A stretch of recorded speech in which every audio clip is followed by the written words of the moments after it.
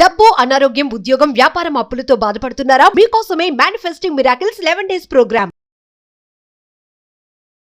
నమస్కారం అలగరి రవీంద్రనాథ్ గారు. నమస్తే అండి సిరి గారు.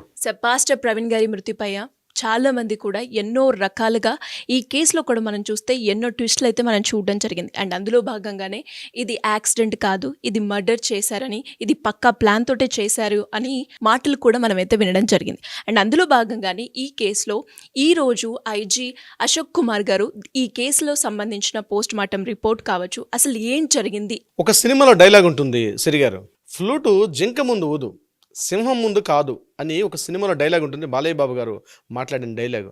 ఆ డైలాగు ఇక్కడ ప్రత్యక్షంగా వర్తిస్తుంది ఈ కేసుకు సంబంధించి ఈరోజు ఐజీ అశోక్ కుమార్ గారు వివరించినటువంటి వివరాల మీద. ఎందుకు నేను ఈ వర్డ్ వాడానంటే, ముందుగానే చెప్పారు పోలీసులు. ఏ రోజైతే మార్చి 24వ తారీఖు నాడు ఎప్పుడైతే ఈ సంఘటన జరిగిందో ఆ రోజు దీని అనుమానాస్పద మృతిగా దీన్ని గుర్తించడం జరిగింది. కానీ అబ్బే వినేదే లేదన్నట్టుగా వీళ్ళు ఏం చేశారంటే, ఇక ఒకటే ఒక హోర్గాన ఇదంతా కూడా హత్య అని చెప్తూ ఇక సోషల్ మీడియా వేదికగా అటు పర్టికులర్ ఒక రిలీజన్ మీద మరొక రిలీజన్ మీద ఇలా కంటిన్యూస్గా వీళ్ళు ఒకటే రకంగా కాదు అన్నప్పుడు కూడా వీళ్ళు ఒకటే రకంగా మాట్లాడడం జరిగింది. ఇక్కడ నేను వాళ్ళని క్రిటిసైజ్ చేయడం నా ఉద్దేశం కాదు. అది అనుమానాస్పద మృతిగా వాళ్ళు చెప్పినప్పుడు పోలీసులు దాని మీద ఎంక్వైరీ చేస్తున్నారు. ఎంక్వైరీ చేసి దాని మీదుగా దర్యాప్తు పూర్తిగా నిఘా రావడానికి కొంత టైం పడుతుంది, వెయిట్ చేయాల్సిన అవసరం ఉంటుంది. ఇదేమైనా మిషన్ కాదు కదా ఇలా జరగంగానే ఇమీడియట్గా సెకండ్స్లో చెప్పడానికి. ఆయన హైదరాబాద్లో బయలుదేరారు, అక్కడ జరిగింది మార్నింగ్ జరిగింది. మార్నింగ్ ఎప్పుడైతే గుర్తించారో 8:30కి ఇంకా మొదలు పెట్టారో 10 గంటల నుంచి ఇక ఒకటే ఒక దెంపుడు, ఇది హత్యని చెప్పాలని. రోజులు గడుస్తున్న కొద్దీ మెల్లమెల్లగా ఒక్కొక్కటి మబ్బు తెరలు విడిపోయినట్టుగా, ఒక్కొక్క తెరలు విడిపోతున్నట్టుగా వాళ్ళు ఒక్కొక్క ఆధారాన్ని చూపిస్తున్నప్పుడు కూడా ఈ ఆధారాలు ససేమీరు అన్నారు. ఇక్కడ మొత్తం ప్రపంచవ్యాప్తంగా ఎక్కడెక్కడ మీడియా ఛానల్స్, ఎక్కడెక్కడ వ్యక్తులు, ఎవరెవరో కొత్త వ్యక్తులు దీని మీద ఇది పూర్తిగా హత్యని చెప్పకపోతే మేము ఒప్పుకోనటువంటి ఒక పరిస్థితికి తీసుకెళ్లారు కొంతమంది వ్యక్తులు దీనికి సంబంధించి. వాళ్ళ అందులో కూడా కొంతమంది ఇది హత్యని చెప్పినప్పుడు కూడా అబ్బెబ్బే ఇది హత్యని ఎలా చెప్తామని చెప్పి అతని మీద కూడా మీద పడిపోయి చాలామంది ఇది రసాబస చేశారు. కానీ గుర్తుపెట్టుకోండి, ఆంధ్రప్రదేశ్ పోలీసు వ్యవస్థ యంత్రాంగం ఏదైతే ఉందో నిజంగా హ్యాట్స్ ఆఫ్ అని చెప్పొచ్చు. ఎందుకంటే అతి సున్నితమైన ఇష్యూ, అతి సరళమైనటువంటి, అది చాలా సెన్సిటివ్ ఇష్యూ అనమాట ఇది. ఎందుకంటే ఎటు నుంచి ఎటు తిప్పినా సరే కొన్ని మత సిద్ధాంతాలకు వ్యతిరేకంగా రిలీజియస్ ఆ వార్స్ వచ్చే అవకాశం. నిజంగా ఆంధ్రప్రదేశ్ పోలీసు యంత్రాంగం ముఖ్యంగా పనిచేస్తున్నటువంటి, ముఖ్యంగా హోమ్ మినిస్టర్ అయినటువంటి వంగలపూడి అనిత గారు ఆధ్వర్యంలో నడుస్తుంది ఈ యంత్రాంగం ఏదైతే ఉందో ఎక్కడ ఎటువైపు కూడా బ్యాలెన్స్ అవ్వకుండా దర్యాప్తును పర్ఫెక్ట్గా చేసి ఈరోజు వాస్తవాన్ని నిలిపుచ్చారు. నేను ఈరోజు అజయ్ గారు మాట్లాడుతున్న మాటల్లో కూడా ఒక్కొక్క మాట ఒక తూనీరంలాగా, ఒక తుణుకు ముక్కలాగా ఒక్కొక్క మాట వస్తుంటే నిశ్చేష్లు అయిపోయారు అక్కడ ఉన్నటువంటి వాళ్ళందరూ కూడా.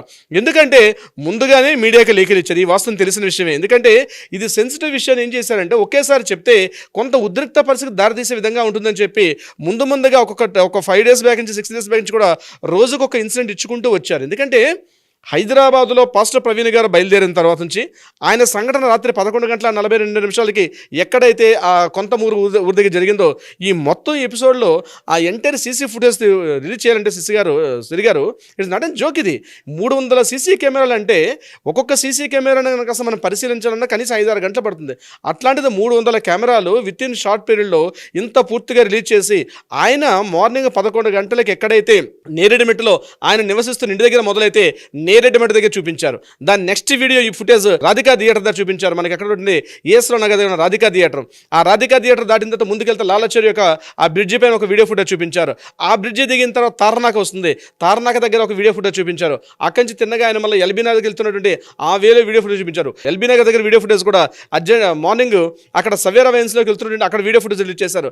దాని తర్వాత అక్కడి నుంచి బయటకు వచ్చిన తర్వాత ఎల్బీ నగర్, వనస్థలిపురం అది చేసుకుంటూ మరలా ధర్మాజిగూడెం, నెక్స్ట్ పంతంగి టోల్గేట్ దాటిన తర్వాత ఇక్కడ మొత్తం 3 పాటలు ఆయన మద్యం కొనుగోలు చేసినట్టుగా ఇంట్లో ఆయన తాలూకా కంప్లీట్ సీసీ ఫుటేజ్లో ఆయన ఆధారాలు ఒకటే కాదు, పూర్తిగా ఫోరెన్సిక్ వాళ్ళ ఆధారాలు ఎలా తీసుకొచ్చారంటే ఎక్కడెక్కడైతే ఆయన మద్యం కొన్నారో ఆ మద్యం లాగా స్లిప్పులు కూడా, అంటే ఎక్కడ లిక్కర్ ఆయన అక్కడ తీసుకున్నారో ఆ లిక్కర్ తీసుకున్నటువంటి ఆ ఫోన్ బిల్లు, ఫోన్ పే చేసిన అమౌంట్స్ క్లియర్గా ప్రతిదీ కూడా ఎవిడెన్స్ చూపించుకుంటూ వస్తూ మరలా ఆయన ఏం చేశారంటే కోదాడు దాటిన తర్వాత మరలా అక్కడ ఆయన మరలా లిక్కర్ పర్చేజ్ చేశారు. అది దాటిన తర్వాత ఈయన మీన్ వేళ ఏం చేశారు, ఎక్కడైతే సీసీ కెమెరాలు లేవో ఆ మెయిన్ వేలు ఎక్కడ డైరెక్ట్గా డ్రింక్ చేసినట్టున్నారు.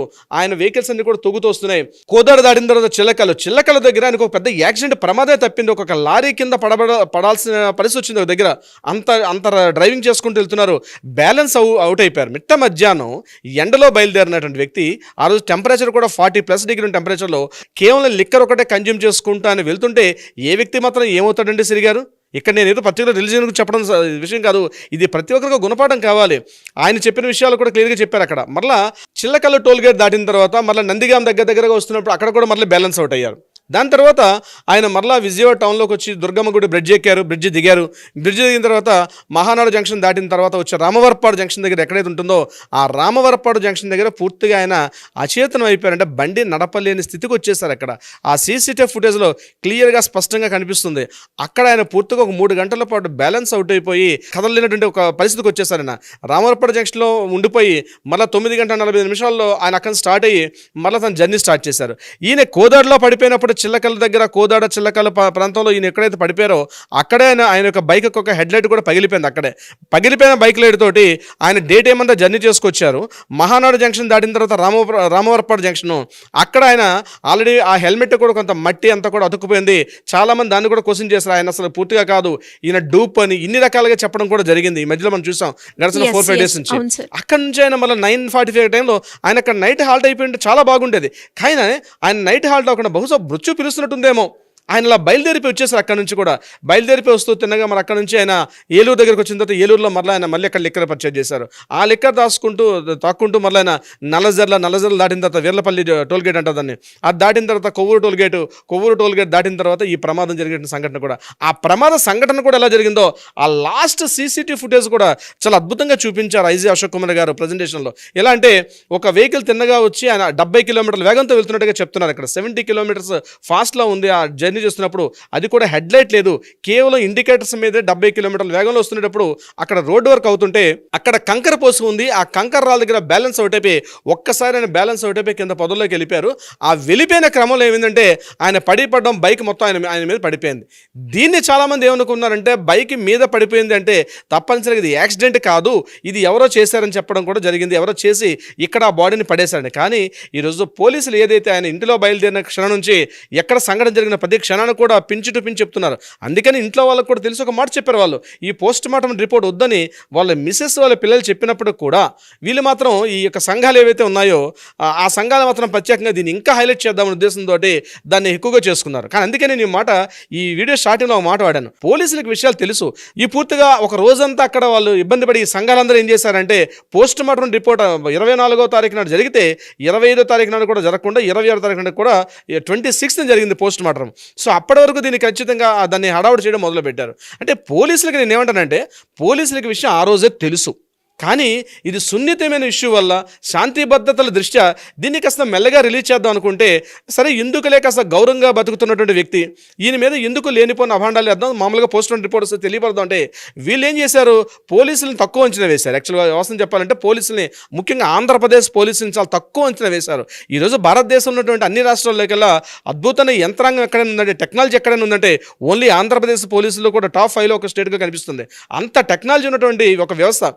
వాళ్ళు ఏం చేస్తారని తెలిసి అయినప్పుడు కూడా సరే ఎందుకులే చెప్దాం అనుకునేసరికి వీళ్ళ ఇక లాభం లేదన్నట్టుగా ఇక రెచ్చగొట్టడం మొదలుపెట్టారు. రెచ్చగొట్టడం మొదలు పెడితే మామూలుగా ఉంటుందండి పోలీసులతోటి, మామూలుగా రెచ్చగొట్టారా ఇక మేము అది చేసేస్తాం ఇది చేసేస్తాం ఊచకోతలు కోసేస్తాం రాష్ట్రాన్ని అల్లకల్లోలం చేసేస్తాం శాంతి భద్రతలు చేసేస్తాం అంటే దానికి పరిష్కారం ఏందో గడిచిన 2 రోజులుగా జరిగింది అరెస్టుల పర్వే మనకు తెలుస్తుంది. బట్ ఇది అశోక్ కుమార్ గారు కూడా ఒక మాట మాట్లాడడం జరిగింది. దాంట్లో కూడా ఎవరైతే సోషల్ మీడియా వేదికగా దీన్ని అడ్వాంటేజ్ తీసుకొని కారు కోతలు పిచ్చి కోతలు కూసి శాంతి భద్రతలు విఘాతం కలిగించే విధంగా ఉంటారో వాళ్ళ మీద కఠిన చర్యలు తీసుకుంటాం, అది కాకుండా మేము వాళ్ళందరూ కూడా ఉపేక్షించేది లేదని ఒక వారం చేశారు. ఇంకోటి కూడా చెప్పారు, మీరు ఎవరైతే ఇది హత్య అని చెప్తున్నారో కనీసం 10 రోజుల పాటు మేము వెయిట్ చేసాం, ఏ ఒక్క వ్యక్తి కూడా దీనికి సంబంధించి ఒక్క ఆధారం కూడా సిరిగారు ఈవెన్ పీస్ ఆఫ్ ఒక ఎవిడెన్స్ కూడా కోర్టు ముందు కావచ్చు పోలీసులకు సబ్మిట్ చేయలేకపోయారు.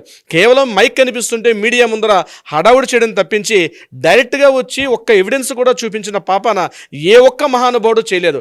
వీళ్ళ మీద వాళ్ళ మీద లేదు. వీళ్ళు దుమ్మెత్తి పోసుకొని ఇది హత్య హత్య హత్య అని చిన్న చిన్న చిన్న స్థాయి మామూలుగా ఉన్న పాస్టర్లు మొదలుకొని అంతర్జాతీయ పాస్టర్లను చెప్పుకొని పెద్దవాళ్ళ దగ్గర కూడా ఇది వెళ్ళడం జరిగింది. చివరికి ఏం తెలిసింది, ఈరోజు పోలీసులు దర్యాప్తు పూర్తి చేసేసాం, దర్యాప్తు ఈరోజుతో పూర్తి అయిపోయింది, ఇది జరిగింది, ఏవైతే ఇంతకుముందు సీసీటీవీ ఫుటేజ్లు వచ్చా అవి కూడా మేమే లీక్ ఇచ్చామని చెప్పి కూడా పోలీసులు ఐజీ అశోక్ కుమార్ గారు మాట్లాడడం జరిగింది. అంత స్పష్టంగా కనిపిస్తున్నప్పుడు కూడా కాదు కూడదని చెప్పి కూడా వాదించడం జరిగింది. మధ్యలో ఒకసారి ప్రవీణ్ పగడాల గారి యొక్క భార్య కూడా ఓ రోజు మీడియా వేదిక ముందు వచ్చి మీరు కొంత సంయమనం పాటించండి, పోలీసులు ఏదైతే ఉందో వాళ్ళ దర్యాప్తు మీద మాకు పూర్తి నమ్మకం ఉందని చెప్పడం జరిగింది. అనేక కోణాలుగా చేశారు సిరి గారు, ఒక కోణం కాదు, అటు ఫోరెన్సిక్ కావచ్చు, పోస్ట్ మార్టం రిపోర్ట్ కావచ్చు, సీసీటీవీ ఫుటేజ్ కావచ్చు, ఎవిడెన్స్లు కావచ్చు, ప్రత్యక్షంగా ఎవరైతే ఆయా సంఘటనలు ఆ రోజు పార్టిసిపేట్ చేశారో, ఎక్కడెక్కడైతే పెట్రోల్ పోయించుకున్నారో, ఎక్కడ ఏ సీసీ ఫుటేజ్లో ఎవరెవరైతే పార్టిసిపేట్ చేశారో ప్రతి ఒక్క వ్యక్తిని కూడా కంటిన్యూగా కొన్ని ఓరల్ ఎవిడెన్స్లు తీసుకున్నారు, కొన్ని సీసీటీవీ ఫుటేజ్ ఎవిడెన్స్లు తీసుకున్నారు, యూపీఐ పేమెంట్స్ తీసుకున్నారు. ఆయన కంప్లీట్గా అన్ని తీసుకున్నారు. ఇప్పుడు ఒక వ్యక్తిని, చనిపోయిన వ్యక్తిని గురించి మనం మాట్లాడుకోవడం, ఆయన యొక్క క్యారెక్టర్ని అసాసినేట్ చేయడం మన ఉద్దేశం కాదు. కానీ సరే తప్పు ఒప్పు జరిగిపోయింది, దాన్ని ఇవి అడ్వాంటేజ్ తీసుకొని ఇది పూర్తిగా శాంతి భద్రతలు విఘాతం కలిగిద్దామని ఎన్నో రకాలుగా ప్రయత్నం చేశారు. కానీ ఈ విషయంలో మాత్రం పోలీసులు మాత్రం దాన్ని వాళ్ళ ఆటలేక సాగకుండా దీన్ని శాంతి భద్రతలు పరిరక్షించడంలో పూర్తిగా పోలీసులు సక్సెస్ అయ్యారని మనం చెప్పొచ్చు. సిరి గారు, సుమన్ టీవీలో మీ పర్సనల్ అండ్ బిజినెస్ ప్రమోషన్స్ కోసం కింది నెంబర్కి కాంటాక్ట్ చేయండి.